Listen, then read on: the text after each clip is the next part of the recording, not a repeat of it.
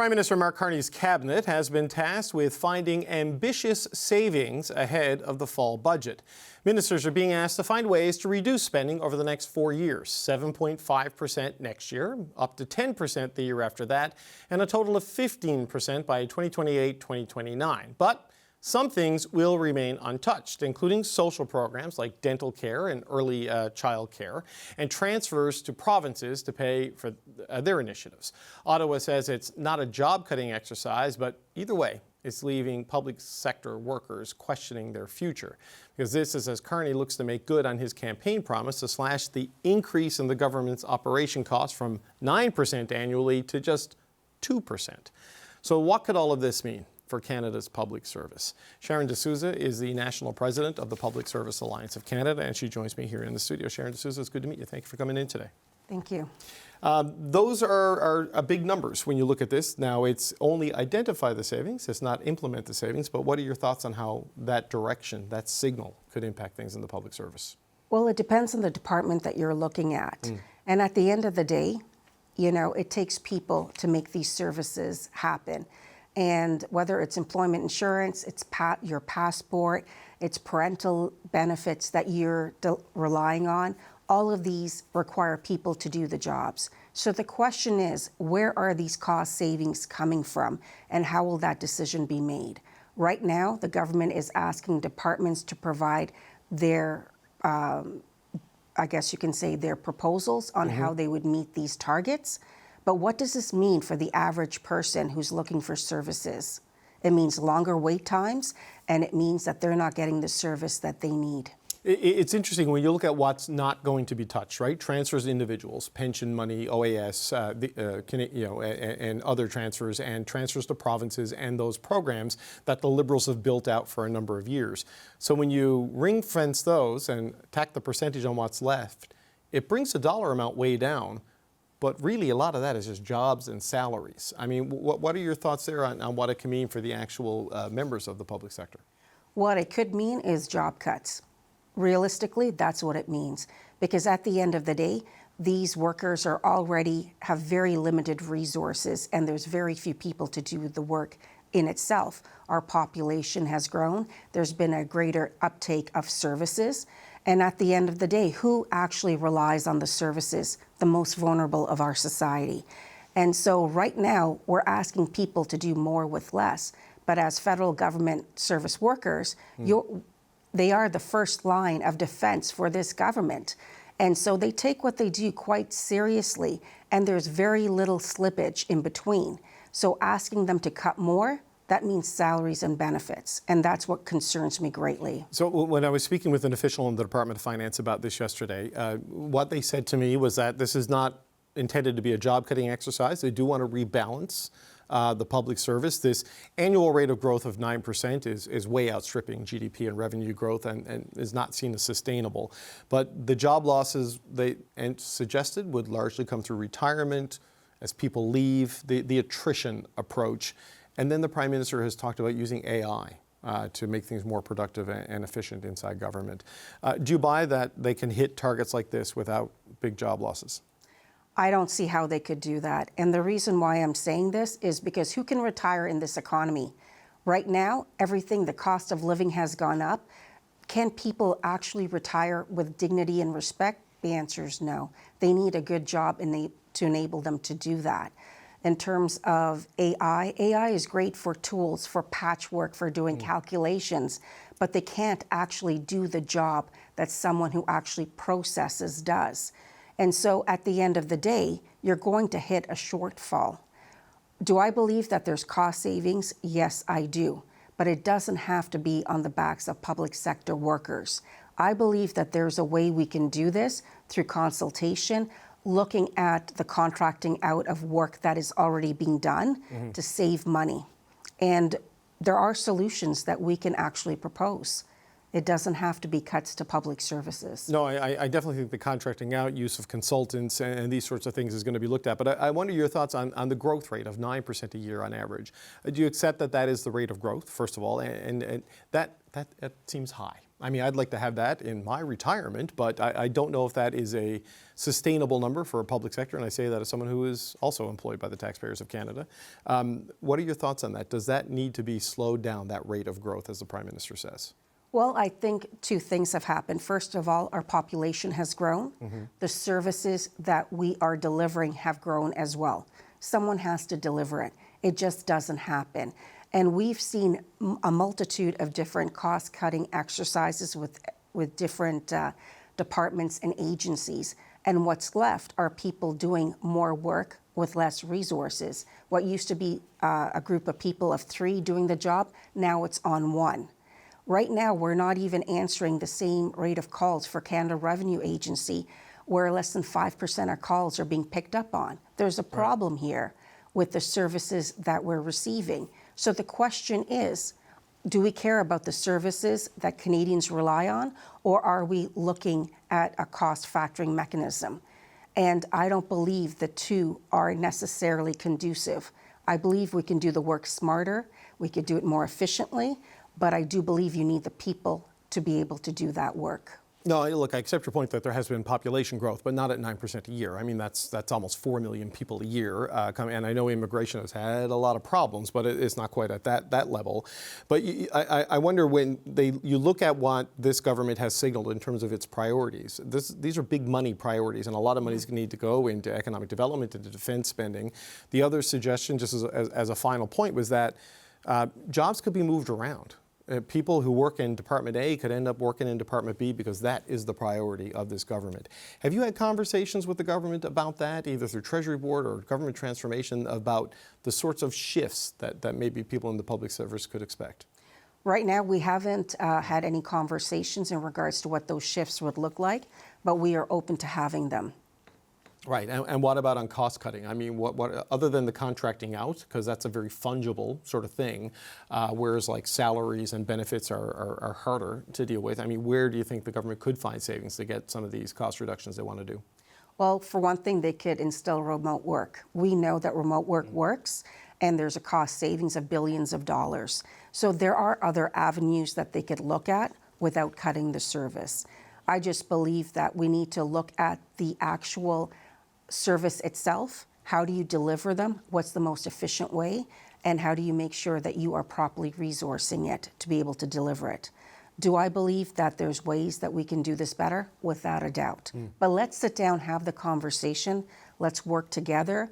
Let's have consultation between the workers that do the work and those who are making the decisions.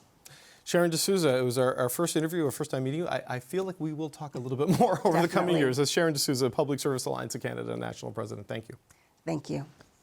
The Federal Public Service's new boss has officially started his new job. Michael Sabia began his new role as clerk of the Privy Council and secretary to cabinet yesterday. And on his first day, Sabia wrote to his new team asking them to keep 3 words in mind as they deliver for Canadians. The first is to focus on the government's priorities, as set out by the Prime Minister in his mandate letter to his cabinet. The second is to simplify internal processes to speed things up. And the third is to take accountability for the work they do. This letter to public servants came as Finance Minister François-Philippe Champagne was sending out letters of his own. Those letters asked Cabinet Ministers to come up with ambitious ways to save money to curb public sector spending. I'm going to start there with the power panel. Michelle Cadario was a Deputy Chief of Staff to former Prime Minister Paul Martin. She knows a bit about this kind of stuff. Michael Solberg is a former staffer in the Stephen Harper government, and Françoise Boivin is a former NDP MP. Michelle, Paul Martin did something quite a bit like this when he was Minister of Finance, if I remember correctly. I mean, what are your thoughts on these large targets, 15% cuts to be identified by year 3, and this sort of new focus from the clerk on what his expectations are for the public service? Well, I don't think it's unusual, just starting with the clerk, for him to set out kind of a tone and a manner as he starts his new job and kind of, steps into that office, very much echoing what the Prime Minister has set out in his letters as well. Those targets, just going into the cuts, are very ambitious. And, it takes time to take money out of the system. And what I find the most aggressive, even though it's the smallest number, is this immediate year. Like 7.5% right away is a huge amount. Well, that's actually for the fiscal year that starts in April 1, 2026. So start the process now. Yeah. So by next, but I'm saying, like, you know, you're set to start spending in 6 months from now, kind of thing. And so to all of a sudden to pull back on that. Like, I remember the times when we did do the core review exercise. And I've been through good ones and bad ones in different jurisdictions. Sometimes it's just like you have to cut to the bone because there's you know, in our case, it was the bond markets that were nipping at our heels. Yeah. And then in other cases, you can be a little bit more judicious and actually go through program by program and figure out, should we be doing this? Are we doing this in the best and most efficient manner? If yes, it continues. If no, it doesn't. But that's not a 2-month exercise. That is like a good year exercise. And so I'm curious just about both the time and the aggressiveness of the targets. No, Michael, it's important to point out that this is identify savings, not implement them, right? But it sends a pretty clear signal. But when you take out all the things that the Prime Minister says he won't touch, right? Transfers to provinces, transfers to individuals, the programs, the suite of programs the Liberals have built, I don't know, like half of the budget is off limits. But even with that, you're still looking in round numbers of identifying like $14 billion in cuts, give or take, by next spring or more, right? That's a staggering number. Yeah, it is staggering, and it's a far cry from the previous iteration of this Liberal government. Yes. You know, I spent the last 2 months here of the Carney-led government. My head has been spinning in terms of trying to understand it. And, you know, I look at these things in terms of the political outcomes that they'll lead to.